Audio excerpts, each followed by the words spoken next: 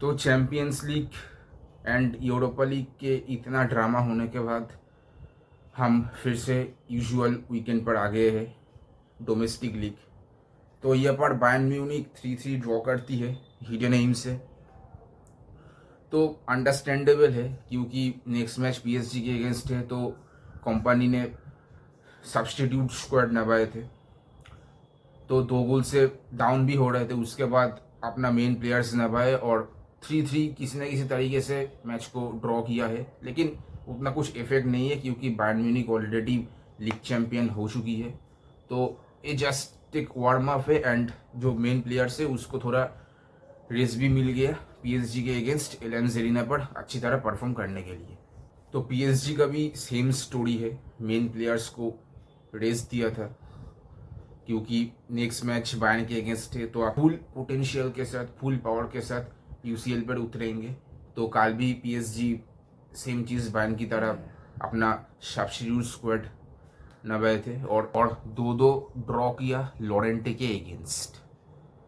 तो दूसरी तरफ बार्सिलोना वर्सेस ओसासुना का मैच था। गोल बहुत लेट आई है दोनों टीम का। बार्सिलोना 2 गोल निकल चुके थे, लेकिन लास्ट मोमेंट पर ओसासुना ने भी एक गोल मार दिया था। तो बार्सिलोना थोड़ा स्ट्रगल कर रहे थे, मैच थोड़ा केजी था। मतलब पता ही था कि ओसासुना के होम पर मैच है और ओसासुना बहुत ही टफ टीम है ला लीगा में, one of the toughest team है ओसासुना। वो प्रेस करते हैं, उसका काउंटर अटैकिंग सिस्टम बहुत अच्छा है, डिफेंस में कई हद तक ठीक है कंसिडरिंग देयर लेवल। तो one of the toughest team है ला लीगा पर। तो मैच थोड़ा केजी था, लेकिन बार्सिलोना बिंग बार्सिलोना किसी न किसी तरीके से मैच निकाल लिया है, अपना 3 पॉइंट फिर से सिक्योर कर लिया है। तो अब कंफर्म हो चुकी है कि बार्सिलोना अब लीग जीत गई है। अगर यहाँ पर बार्सिलोना 2-3 मैच हारेगा भी तो भाई कुछ फर्क नहीं पड़ेगा क्योंकि Barcelona already is a champion in this season. दूसरी तरफ एथलेटिको मैड्रिड वर्सेस वैलेंसिया का भी मैच था, तो एथलेटिको मैड्रिड 2 गोल निकल लिया। अब ये जो मैच कल जीता एथलेटिको मैड्रिड ने, वो एक फ्रेश उनको एक रिफ्रेशमेंट मिला और उस मेंटलिटी के साथ एमिरेट्स पर पहुंचेंगे, आर्सेनल को फेस करेंगे। Same goes for to Arsenal. कल आर्सेनल 3 गोल से फुलहैम को हराया था। मतलब इतने महीनों बाद आर्सेनल एक ढंग की मैच खेली है। मतलब मुझे पता नहीं लास्ट टाइम आर्सेनल कब 3 गोल 4 गोल का स्कोर किया था, मैं भूल चुका हूँ टू बी ऑनेस्ट। मतलब ना सारा मैच आर्सेनल 1-0 1-2 इस तरीके से जीत रहा था। तो कल एक बिग विक्ट्री था और ऐसी मेंटालिटी के साथ आर्सेनल फेस करेंगे एथलेटिको मैड्रिड के अगेंस्ट, वो भी अपने ही होम पर। तो मैच बहुत इंटरेस्टिंग होगा। दोनों ही टीम एक रिफ्रेशमेंट के साथ एक दूसरे को फेस करेंगे, तो match will be very interesting, I am sure of it. और इसके साथ साथ थोड़ा ट्रांसफर रूमर्स की बात करते हैं रियल मैड्रिड का।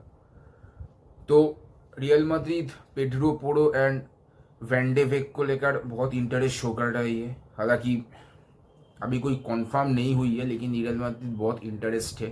टोनी क्रूज रियल मैड्रिड को रिक्वेस्ट कर रहा है एंजेलो स्टिलर को साइन करने की, लेकिन रियल मैड्रिड रॉड्री पर इंटरेस्ट शो कर रही है क्योंकि रॉड्री ज़्यादा एक्सपीरियंस है, ज़्यादा मैच्योर है अपने पोजीशन पर। लेकिन जहाँ तक मैं बोलूँ, देखो हाँ ऑब्वियसली रॉड्री एक मैच्योर प्लेयर है अपने पोजीशन पर, अपने स्टाइल पर, लेकिन एंजेलो स्टिलर एक लॉन्ग टर्म है।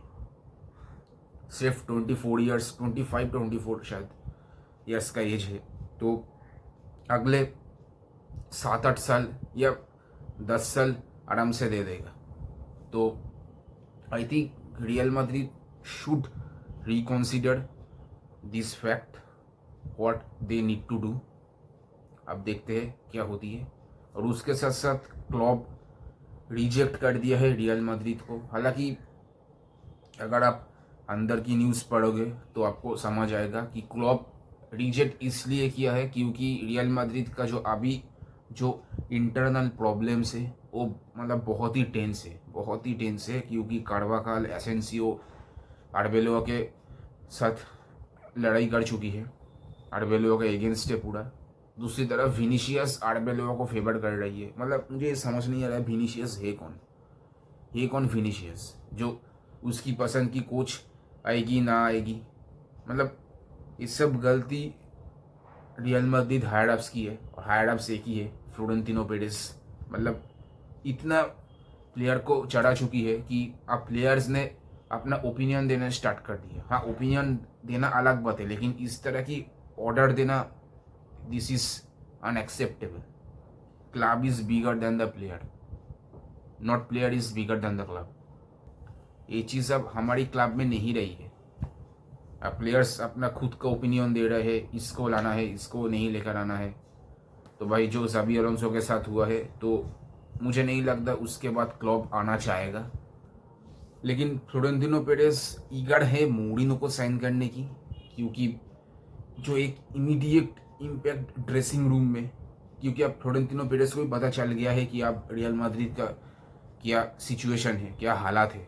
तो फ्लोरेंटिनो पेरेस बहुत ही ईगर है मोरिनो को लेने की, क्योंकि मोरिनो अगर आएगा तो इमीडिएट इम्पैक्ट ड्रेसिंग रूम में दे देगा। लेकिन अगर मैं देखूँ, Moreno is a short term solution, but दूसरी तरफ Klopp is a long term solution, क्योंकि उसके पास मॉडर्न टैक्टिक्स है, ईगोज हैंडल करने की भी चीज़ है। हाँ, मोरिनो से ज़्यादा नहीं, थोड़ा कम, लेकिन लॉन्ग टर्म के लिए Klopp is better suited into this team. अगर अब शॉर्ट फॉर्म के लिए, मतलब इमीडिएट जो impact, Moreno is better fit. देखो, दोनों में से एक आ जाए कोई प्रॉब्लम नहीं है, लेकिन पर्सनली मैं चाहता हूँ क्लॉप एंड टोनी क्रूज दोनों एक साथ आए। Toni Kroos as a man management and Klopp as a manager. भाई बहुत ही इंटरेस्टिंग होगा।